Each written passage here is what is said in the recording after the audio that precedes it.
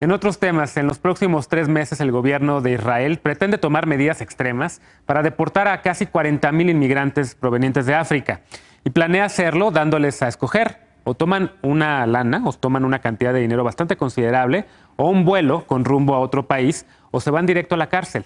La semana pasada, el primer ministro israelí Benjamín Netanyahu acudió al Congreso de su país, al Knesset, como se le dice allá, para defender este endurecimiento de las políticas migratorias. Ana Velasco, la internacionalista, tiene los detalles en el siguiente material. Te invito a verlo.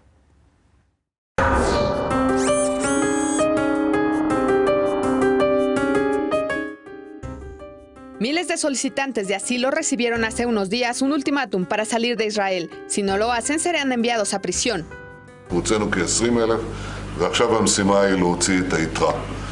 השנה אנחנו הוצאנו כ-4,000 והמאמץ הגדול הוא להוציא באופן משמעותי את רוב אלה שנשארו שהם שוהים ומסתננים בלתי חוקיים בישראל. אנחנו מביאים היום תוכנית לממשלה להוצאת המסתננים הבלתי חוקיים והתוכנית הזאת תצא לדרך היום.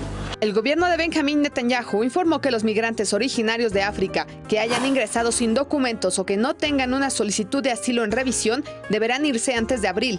Cada migrante recibirá $3,500, además de pasajes aéreos para volar a su país de origen o a un tercero.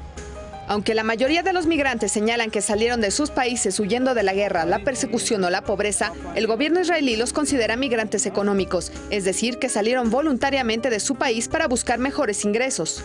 Al no reconocerlos como refugiados o desplazados, Israel les niega la protección que dictan las leyes internacionales.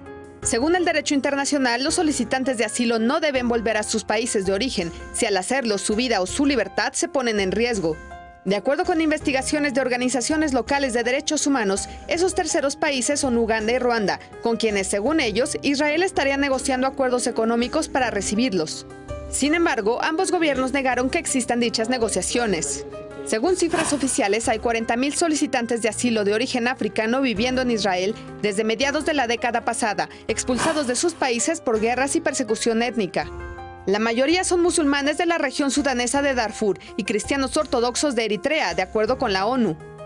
El gobierno israelí considera que la llegada de estos migrantes es un riesgo de seguridad y demográfico para Israel, pues compromete su existencia como un Estado democrático y judío. La reciente decisión del gobierno israelí viene tras varios años de acciones para frenar la llegada de migrantes africanos, incluyendo el próximo cierre de Holot, un centro de detenciones ubicado en el desierto del Negev que albergaba a 3,000 de ellos. Sin embargo, la Agencia de Refugiados de Naciones Unidas pidió a Israel detener los planes para deportar migrantes, pues teme que estas personas no encuentren una residencia permanente y se arriesguen nuevamente a migrar. Israel no sería el primer país en pagar a un tercero por recibir a refugiados. Australia gastó más de $1,000 millones el pasado año fiscal para detener a refugiados y solicitantes de asilo en las islas Manu y Nauru, en instalaciones que han sido denunciadas por sus duras condiciones.